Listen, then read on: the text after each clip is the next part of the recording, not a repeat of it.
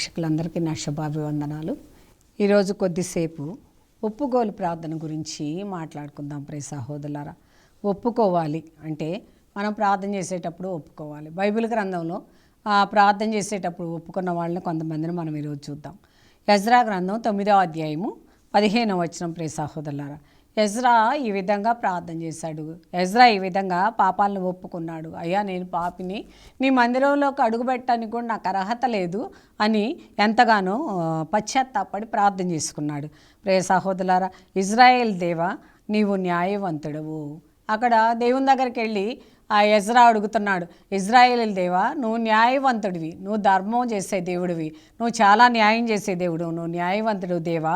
మాలో ఇంకా కొంతమంది బ్రతికి బట్టగడుతున్నారంటే నీ కృపే నాయనా.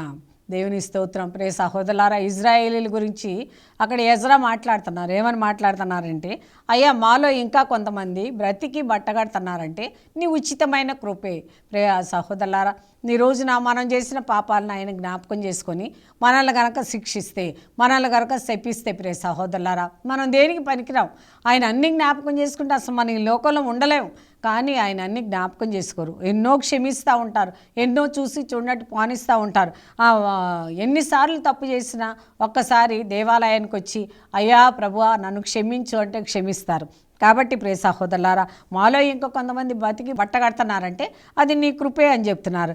నీ ఎదుట మా పాపములు ఒప్పుకుందాము. దేవునికి స్తోత్రం. నా ప్రియ సహోదరులారా, ప్రతిరోజు కూడా ప్రభు దగ్గరికి వెళ్ళగానే ఆయన ఎదుట కూర్చొని మనం పాప క్షమాపణ అడగాలి, పాపాలన్నీ ఒప్పుకోవాలి, పాప సంగీతం చేయాలి.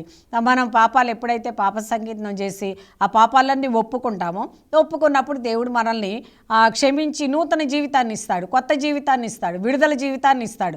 ఏ శ్రమలో అయితే నువ్వు ఇరుక్కుపోయినావో, ఏ లోతులో అయితే నువ్వు పడిపోయినావో, ఏ అప్పుల భారంతో అయితే నువ్వు పడిపోయినావో, లేకపోతే ఏ అనారోగ్యంలో అయితే ఊబిలో పడిపోయినావో, అక్కడి నుండి ప్రభు లేవనెత్తుతాడు అని ప్రభు చెప్తున్నాడు. పాపులమైన మాకు నీ ఎదుట నిలుచుటకు ఎట్టి యోగ్యత లేదు. అయ్యా, మేము పాపులం ప్రభువా, పాపులమైన మేము నీ ఎదుట నిలబడటానికి ఎట్టి యోగ్యత కూడా మాకు లేదు ప్రభువా, మేము యోగ్యులం కాదయ్యా అని ఇక్కడ ఎజ్రా మొరపెడుతున్నాడు. ప్రియ సహోదరులారా, మనం కూడా దేవాలయానికి గబగబా వెళ్ళిపోయి అక్కడ కూర్చుంటాం, చేస్తే ప్రార్థన చేస్తాం, లేకపోతే నిద్రపోతాం, లేచి వస్తాం. ప్రియ సహోదరులారా, నిజంగా మనం ఆ దేవాలయంలోకి అడుగు పెట్టడానికి యోగ్యులమా కామా, ఆ యోగ్యత మనకు ఉందా లేదా, యోగ్యత మనం సంపాదించుకున్నామా లేదా అనేది మనం ఎప్పుడు కూడా ఆలోచన లేకుండా ఉంటాం.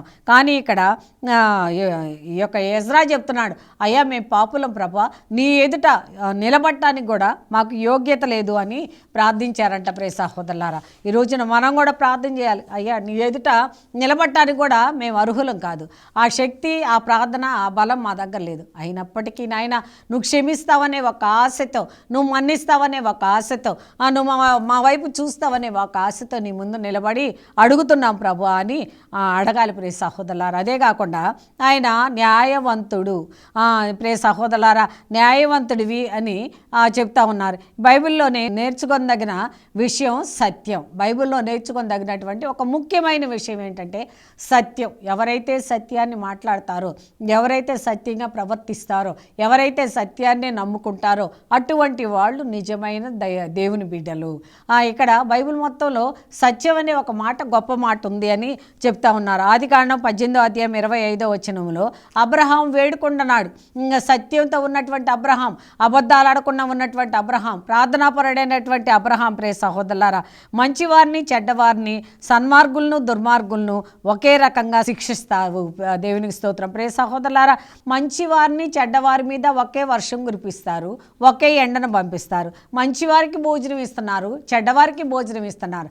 కానీ తీర్పు ఇచ్చే సమయానికి మాత్రం చెడ్డవారు తగినటువంటి శిక్షణ అనుభవిస్తారు, మంచివాడు తగినటువంటి బహుమతులను అనుభవిస్తారు.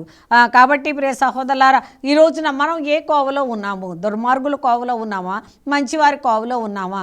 మంచిగా ప్రార్థన చేసుకుంటున్నామా, మంచిగా దేవుని ఆశ్రయించామా, మంచిగా దేవుని దగ్గరకు వచ్చామా, మంచి ప్రార్థన చేస్తున్నామా? ఇది ముఖ్యమైనటువంటి విషయం. భూలోకానికి ప్రియ సహోదరులారా తీర్పు చేయువాడు ధర్మమును ఆచరించు వారిని ప్రియ సహోదరులారా అని అబ్రహాము అడిగారనమాట. ఎవరైతే ఈ ఈ యొక్క భూలోకం మీద తీర్పు చేస్తావు ప్రభువా, వాళ్ళు ఆచరించేటటువంటి ప్రతి ఒక్క పనిని బట్టి నువ్వు తీర్పు ఇస్తావు. నేను ఆచరించే పనులను బట్టి నాకు తీర్పు, నేను సమయం అంతా లోకానికి ఇస్తే నాకు తగిన తీర్పు, నేను సమయం అంతా దేవునికి ఇస్తే నాకు తగిన తీర్పు. ఆ విధంగా నువ్వు ఏ విధంగా జీవిస్తావో ఆ విధంగా తీర్పునిచ్చే దేవుడు ప్రభువా. నీ చిత్తమైతే నాయన మంచిగా జీవించే భాగ్యాన్ని నాకు దయచేయి. నీ క్రైస్తవుడు అయినందుకు, నేను బాప్తిసం తీసుకున్నందుకు, నేను నీలో ఉంటున్నందుకు, నీ వాక్యాన్ని వినిపిస్తున్నందుకు, నీ మందిరానికి వచ్చినందుకు ప్రభువా, నేను నిజమైన ప్రార్థన చేసే భాగ్యాన్ని నాకు దయచేయ్యా.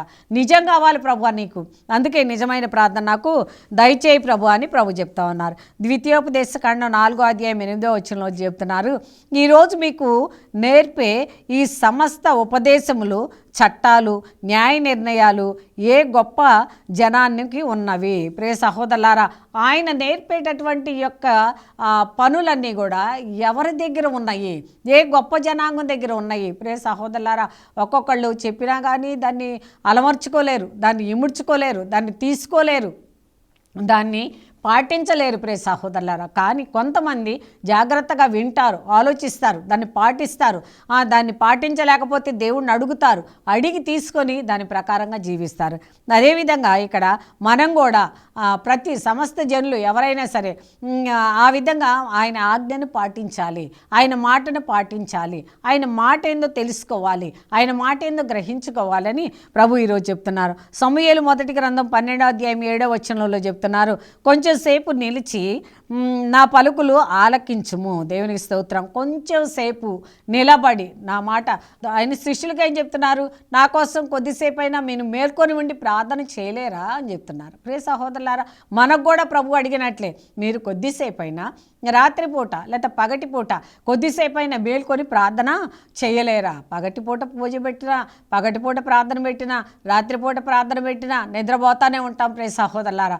ఆ విధంగా జీవించకుండా నిజంగా కొంచెం సేపైనా ఆయన మాట ఆలకించి, దేవునికి స్తోత్రం, ఆలకించినప్పుడు మనకు రోషం వచ్చుద్ది, ఆలకించినప్పుడు మనకు పట్టుదల వచ్చుద్ది, ఆలకించినప్పుడు మనం ఏ విధంగా జీవించాలో తీర్మానం చేసుకోగలుగుతాం ప్రియ సహోదరులారా. అందుకే కొంచెం సేపు నా మాట ఆలకించండి అని చెప్తున్నారు. మీకు మీ పితరులకు యావే ఇచ్చిన రక్షణ కార్యాలను ప్రభు ఎదుటనే మీకు వివరించేదను. కొద్దిసేపు మీరు వినండి, ఏం చెప్తానంటే మీకు యావే ఇచ్చినటువంటి ఆ రక్షణ కార్యాలేంటో మీకు చెప్తాను అని చెప్తున్నారు ప్రియ సహోదరులారా. కాబట్టి ఆ రక్షణ కార్యాలు ఏందో మనం కూడా వినాలి. ఏ విధంగా వాళ్ళు రక్షించబడ్డారు, ఏ విధంగా నాకు ఓపిక లేదండి, నేను నడవలేనండి, నేను ఆ చర్చి దాకా రాలేను, ఎంతసేపు కూర్చోబెడతారు, లేకపోతే ఎంతసేపు చెప్తూ ఉంటారు, నేను వినలేను అంతసేపు అని ఏదేదో చెప్తూ ఉంటాం ప్రియ సహోదరులారా. కానీ ఓపిక చేసుకోవాలి, ఓర్పు చేసుకోవాలి, వినాలి. విన్నప్పుడే, వినుట వలన విశ్వాసం వస్తుందని చెప్తున్నారు. నీ విశ్వాసమే నిన్ను స్వస్థపరచుద్దని చెప్తున్నారు. కాబట్టి ప్రియ సహోదరులారా, వినాలి.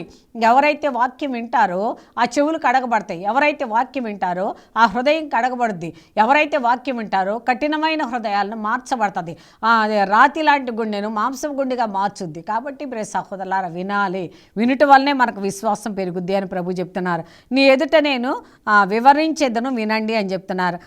దినచర్యలు 2లో 12:6 చెప్తున్నారు, రాజు నాయకులు మనము తప్పు చేసిన మాట నిజమే. దేవునికి స్తోత్రం. రాజులు నాయకులు అందరూ చెప్తున్నారేమని, మనం తప్పు చేసిన మాట నిజమే. దేవునికి స్తోత్రం. తప్పు చేయని వాడి లోకంలో ఎవరు కూడా ఉండరు ప్రియ సహోదరులారా. మానవులైన మనందరం కూడా తప్పులు చేస్తూనే ఉంటాం. కానీ ఆ తప్పులను ఒప్పుకోవాలి. ఆ తప్పులను ప్రభు ముందు ఒప్పుకున్న తర్వాత ఆ తప్పులు దేవుడు తీసివేస్తారు, ఆ తప్పులు దేవుడు క్షమిస్తారు. అప్పుడు నూతన జీవితం వచ్చింది. కాబట్టి తప్పులు చేసిన మాట నిజమే అని ఆ రాజులు నాయకులు అందరూ కూడా ఒప్పుకుంటున్నారు. ప్రభు చేసిన పని అంటే ఇక్కడ మంచిగా ఉచితంగానే ఉన్నది ప్రియ సహోదరులారా, మంచిగానే ఉన్నది. ప్రభు చేసిన పని ఏంటి? నేను తప్పు చేశాను కాబట్టి నాకు ఒక పనిష్మెంట్ పంపించారు కాబట్టి నేను తిరిగి మరలా ప్రార్థనలోకి వచ్చాను. అదే పనిష్మెంట్ కనుక రాకపోతే అదే తప్పులో నేను కొనసాగుతాను, అదే పాపంలో నేను కొనసాగుతాను, అదే మాటల్లో నేను జీవిస్తాను, అదే లోకంలో పడి నేను ఉంటాను. దేవునికి స్తోత్రం. కాబట్టి ప్రియ సహోదరులారా, ఇక్కడ రాజులు చెప్తున్నారు, లేకపోతే నాయకులు నాయకులు చెప్తున్నారు ఏమనంటే, మేము తప్పు చేసినందుకు మాకు తగినటువంటి బహుమతి పంపించారు కాబట్టి మేము మరలా పశ్చాత్తాపడి దేవునిలోకి వెళ్ళగలిగాము, దేవునికి స్తోత్రం అని ఒప్పుకొండ్రి. దేవునికి స్తోత్రం. ప్రియ సహోదరులారా, ఈరోజు మనం కూడా ఒప్పుకోవాలి. ఎప్పుడైతే ఒప్పుదల ప్రార్థన ఉంటుందో దేవునికి చాలా ఇష్టం. దివ్యవాక్కు కార్యక్రమంలో చిన్న విరామం తీసుకుందాం.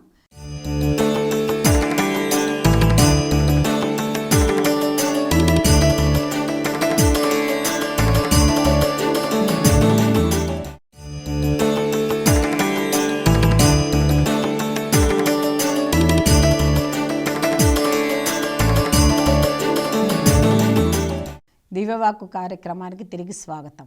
ఎవరైతే ఒప్పుకుంటారో అటువంటి వాళ్ళంటే దేవునికి చాలా ఇష్టం. కాబట్టి ప్రతి ఒక్కళ్ళు కూడా ఒప్పుకోవాలి. అక్కడ రాజులు నాయకులు అంతా కూడా ఒప్పుకున్నారు, తప్పు చేశాం కాబట్టి శిక్ష అనుభవిస్తున్నామని. కీర్తనల గ్రంథం 4వ అధ్యాయం 1వ వచనంలో చెప్తున్నారు, సాయంకాలపు ప్రార్థన. ప్రతిరోజు కూడా సాయంకాలం మనం కూడా ప్రార్థన చేయాలంట. పడుకోబోయే ముందు ప్రభు దగ్గర ప్రార్థన చేయాలి. నా రక్షకుడు అయిన నా ప్రభువా, ఏమంటున్నారండి ఇక్కడ కీర్తనకారుడు, నా రక్షకుడు అయిన నా ప్రభువా. నా రక్షకుడు అంటే నన్ను రక్షించేవాడవు నువ్వే, నువ్వే ప్రభుడవు, ఈ లోకానికంతా ప్రభువు నువ్వే, ఈ లోకానికంతా రాజువు నువ్వే అని అక్కడ సంబోధిస్తున్నారు కీర్తనకారుడు. ఈరోజు మనం కూడా సంబోధించాలి. ఎందుకంటే ఆయన కంటే హై అయింది ఏదీ లేదు, ఆయన కంటే పైది ఏదీ లేదు. కాబట్టి ఆయనే పైవాడు కాబట్టి ఆయన్ని ప్రభువా అని సంబోధిస్తున్నాడు. నేను నీకు మొరపెట్టుచున్నాను. దేవుని స్తోత్రం. ఇక్కడ కీర్తనకారుడు అన్నాడు, అయ్యా నేను నీకు మొరపెట్టుచున్నాను. ప్రార్థన చేస్తున్నాను అనలేదండి, ఇక్కడ మొరపెట్టుచున్నాను. ప్రార్థన వేరు, మొర వేరండి. ప్రార్థన అంటే ప్రభు నన్ను కాపాడయ్యా, ప్రభు నన్ను రక్షించయ్యా, రేపు పొద్దున హుషారుగా లేపయ్యా, మళ్ళీ రేపంతా టీవీలో సినిమాలు సీరియల్స్ చూడాలయ్యా, రేపు చక్కగా మంచి నిద్ర పట్టించయ్యా, కళ్ళు ఇయ్యయ్యా, కాళ్ళు ఇయ్యయ్యా, లేకపోతే ఉద్యోగం ఇయ్యయ్యా, ఇల్లు ఇయ్యయ్యా, ఇవన్నీ అడుక్కుంటాం. అది కాదు ప్రార్థన అంటే. మొర పెడుతున్నారు ఇక్కడ మనం. అయ్యా ముఖ్యంగా మొదటి మాట ఏంటంటే, నేను నీ బిడ్డగా మార్చబడాలి, ఆమేన్. రెండోదిగా ఏంటంటే, నేను నీ దగ్గర నుండి వైదొలగకూడదు, ఆమేన్. నేను ఎప్పుడు నీ పాదాల దగ్గరే పడి ఉండాలి, ఆమేన్. ఆ విధంగా నన్ను నేను సమర్పించుకోవాలి ప్రభువుకి. ఎప్పుడైతే నిన్ను నువ్వు సమర్పించుకుంటావో ఆయన బిడ్డగా మారిపోతావు. ప్రియ సహోదరులారా, నన్ను ఆపద నుండి ప్రియ సహోదరులారా కాపాడు. ఏమన్నారు? నన్ను ఆపదల్ని కాపాడు. నేను ఆపదలో ఉన్నప్పుడు కాపాడితివి, ఇప్పుడు కూడా కాపాడమని అడుగుతున్నాను. కానీ ఇంతకుముందు కూడా ఎన్నో ఆపదలు వచ్చినాయి, ఎన్నో రోగాలు వచ్చినాయి, ఎన్నో బాధలు వచ్చినాయి. అన్నిటి నుండి కూడా నువ్వే కాపాడావు దేవా. నువ్వు లేకపోతే నేను చచ్చిపోయేదాన్ని అయ్యా, నువ్వు లేకపోతే నేనేదో అయిపోయేదాన్ని. మొన్న బస్సు యాక్సిడెంట్ చూడండి ప్రియ సహోదరులారా, అనుకోకుండా కాలిపోయి బస్సు ఎంతోమంది మరణించారు. వాళ్ళకి ఆ రోజుతో అయిపోయింది. ఆరోగ్యంగా ఉన్నారు, నీళ్ళే తాగారు, మంచి పోషకాహారం తిని ఉండొచ్చు, మంచిగా వాకింగ్ చేసి ఉండొచ్చు, మంచిగా బ్రహ్మాండంగా అన్నీ చేసుకున్నారు. కానీ ఆ డేట్ వచ్చేసింది. ఆ డేట్తో ఏదో ఒక విషయం వచ్చేసి ఆ డేట్తో వాళ్ళు వెళ్ళిపోయారు. కాబట్టి ప్రియ సహోదరులారా, డేట్లు మన చేతిలో లేవు. ఈ లోక ఆహారం మనల్ని బ్రతికించుద్ది అనుకోవటం వేస్ట్ ప్రియ సహోదరులారా. ఇవన్నీ లోకానికి సంబంధించిన మాటలు, ఈ లోకానికి సంబంధించిన క్రియలు అవి కాదు మనల్ని రక్షించేది. మన దేవుడే మనల్ని రక్షించాలి. ఎప్పుడు ఆయన్ని ఆశ్రయించిండు అన్నాడు. కనుక కరుణతో నా వేడుకోలను ఆలకింపము. అయ్యా నువ్వు కరుణామయుడివి గనక, దయామయుడివి గనక, అయ్యా నువ్వు కరుణతో నా యొక్క వేడుకోలను ఆలకించు, నా ప్రార్థనను ఆలకించు, నా మాటలు ఆలకించు అని కీర్తనాకారుడు మొరపెడుతున్నారు. ప్రియ సహోదరులారా, ఈ రోజున మనం కూడా మొరపెట్టాలి, ప్రభు దగ్గర మొరపెట్టాలి. అయ్యా నా బాధ ఇది, నా శ్రమ ఇది, నా రోగం ఇది, అయ్యా డాక్టర్లు కలిగట్లేదు ప్రభు, కానీ నీకు తెలుసు ఏ విధంగా చేయాలో. ఒకే ఒక మందు, అది ఏంటి? ఇందాక హిజ్కియా గురించి చెప్పుకున్నాం కదా పోయిన ఎపిసోడ్లో. హిజ్కియా ఏడ్చి ప్రార్థన చేశాడు, ఆ సూత్రాన్ని సంపాదించుకున్నాడు, తాను బ్రతికించుకున్నాడు. అదేవిధంగా ఈ రోజున నువ్వు కూడా ఒక సూత్రాన్ని సంపాదించుకో. ప్రార్థన చేస్తే నేను కూడా బ్రతుకుతాను, ఆయనకు అసాధ్యమైంది ఏది కూడా లేదు అని మనం గ్రహించాలి. 51వ కీర్తన 4వ వచనంలో చెప్తున్నారు, పాప క్షమాపణకై ప్రార్థన. ప్రియ సహోదరులారా, బైబిల్ గ్రంథంలో అనేక రకాలుగా క్షమాపణ ప్రార్థనలు ఉన్నాయి. కొన్ని ఇంతకు ముందు కూడా చెప్పుకున్నా. కానీ ఇక్కడ పాప క్షమాపణ ప్రార్థన ఏంటంటే, నీకు ద్రోహముగా పాపం చేసి తిని. ఇక్కడ కీర్తనకారుడు చెప్తున్నాడు, అయ్యా నీకు ద్రోహంగా నేను పాపం చేశాను, నీకు వ్యతిరేకంగా నేను మాట్లాడాను, నీకు వ్యతిరేకంగా క్రియలు చేశాను, నీకు విరుద్ధంగా ప్రవర్తించాను, అవన్నీ కూడా ద్రోహం చేసినట్లే ప్రభువా. దుష్కార్యాలు ఎంచిన పనులు చేసి తిని. నువ్వు దుష్కార్యమని ఏదైతే ఎంచుకున్నావో ఆ పనులే నేను చేశాను, నీకు విరుద్ధంగా నీకు వ్యతిరేకంగా నేను ఆ పనులే చేశాను ప్రభు. ప్రభా, నీవు నాకు తీర్పు చెప్పుట న్యాయమే. దేవునికి స్తోత్రం. అయ్యా, నేను విరుద్ధంగా ప్రవర్తించాను కాబట్టి నువ్వు తీర్పు ఇవ్వటం న్యాయమే నాయన. అది ఎటువంటి తీర్పు అయినా నేను భరిస్తాను. దేవుని స్తోత్రం.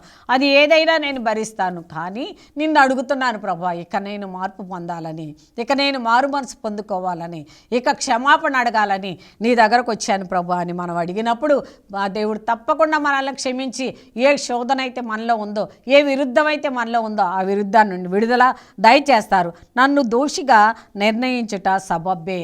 నన్ను దోషిగా నిర్ణయించుట, ఎందుకంటే మస్తుగా పాపాలు చేశాను, అనేక పాపాలు చేశాను అయ్యా. పాపమే ఉదయం లేచిన దగ్గర నుండి సాయంకాలం పడుకునేదాకా ఎన్ని పాపాలు చేశానండి, నన్ను నేనే కొలుచుకోలేను ప్రభా. అన్ని పాపాలు చేశానయ్యా, ఈ పాపాలన్నీ క్షమించయ్యా, ఈ పాపాలన్నీ కూడా మన్నించయ్యా అని కీర్తనకారుడు ఏ విధంగా మొరపెట్టాడో ప్రియ సహోదరులారా, ఆ విధంగా నువ్వు నేను కూడా దేవుని దగ్గర మొరపెట్టాలి. అదేవిధంగా 129వ కీర్తన 4వ వచనంలో చెప్తున్నారు ప్రియ సహోదరులారా, శత్రువులు పరాజయం కొరకు ప్రార్థన. ఎవరైతే శత్రువులు ఉన్నారు, ఇక్కడ 129వ కీర్తన 4వ వచనంలో చెప్తున్నారు, శత్రువులు పరాజయం కోసం ప్రార్థన. ఏ శత్రువులైతే మన మీదకు వస్తున్నారో వాళ్ళకు పరాజయం కలిగి దూరంగా పారిపోవాలి. ఏ శత్రువు అయితే సైతాను మన దగ్గరకు వస్తుందో ఆ సైతాను మన దగ్గర నుండి పారిపోవాలి. ఇది ప్రార్థన. ధర్మాత్ముడైన ప్రభు దుష్టుల బారి నుండి నన్ను తప్పించేదవు. ప్రియ సహోదరులారా, ఇక్కడ కీర్తనకారుడు కూడా అడుగుతున్నారు, ధర్మాత్ముడైన ప్రభువా, నువ్వు చాలా ధర్మం గల దేవుడివి, అందుకే నువ్వు ధర్మం చేస్తావని నేను నీ దగ్గరకు వచ్చాను ప్రభువా.